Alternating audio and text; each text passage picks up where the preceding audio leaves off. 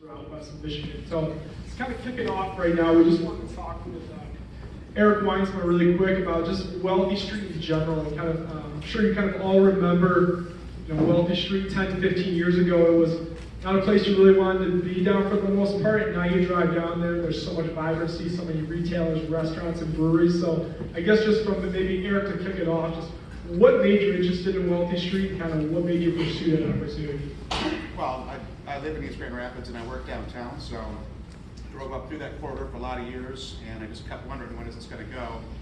I think Pauline sort of kicked it off with a Winchester.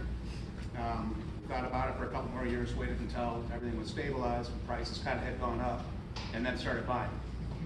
So, maybe not the best strategy, but when you look at it now, and this is such an obviously vibrant place. Numbers have gone a little bit crazy on the acquisition side of things for people to buy stuff. Mike's Sorry? Should have raised your hand sooner. How's that, guys? Okay. Do I need to repeat myself? Probably. So, long story short, the prices have gone up pretty sharply on acquisition, so it's getting pretty painful to buy stuff. There's frankly not a lot of stuff left to buy. The good news is that there is a tolerance for pretty high rate per foot in rent, so there's still justification to do it if you can find a project to buy for less than, like, say, $200 a foot, which is actually getting hard, even for unrenovated, junk buildings that need everything.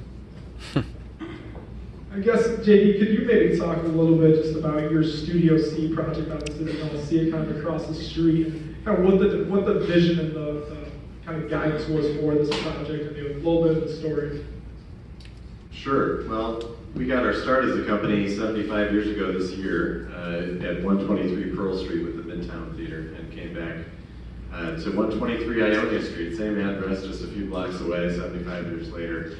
I think really the project started after having spent some time in Colorado in particular, and Boulder and Denver, visiting Portland, Seattle, a number of other cities that at one time were roughly the size of Grand Rapids and have since grown quite a bit. And all of them had these just really vibrant cores, city core.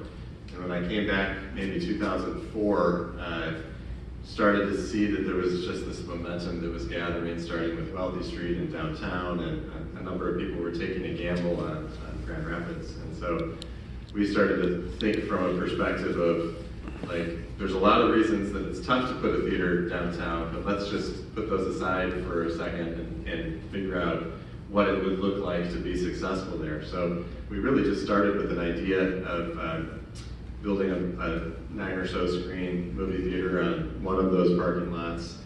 And it was through our partnership with the DDA and the city that it really snowballed. And the project that you can see today is it is 10 times more expensive than the project that we started with.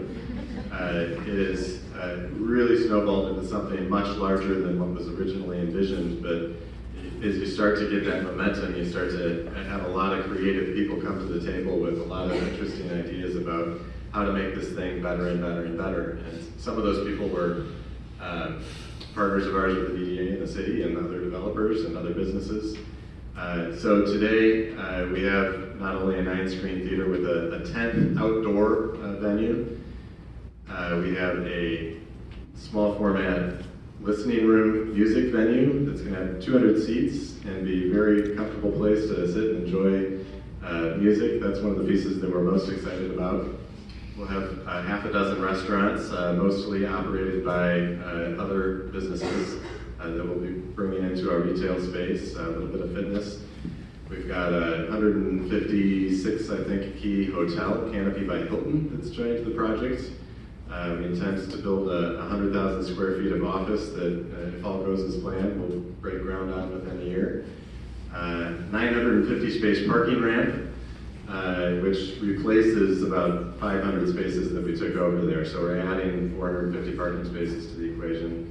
106 apartments, and a future condo tower will go another 16 stories in the air. So on top of our parking ramp, it'll be a 22-story building with about 140 units.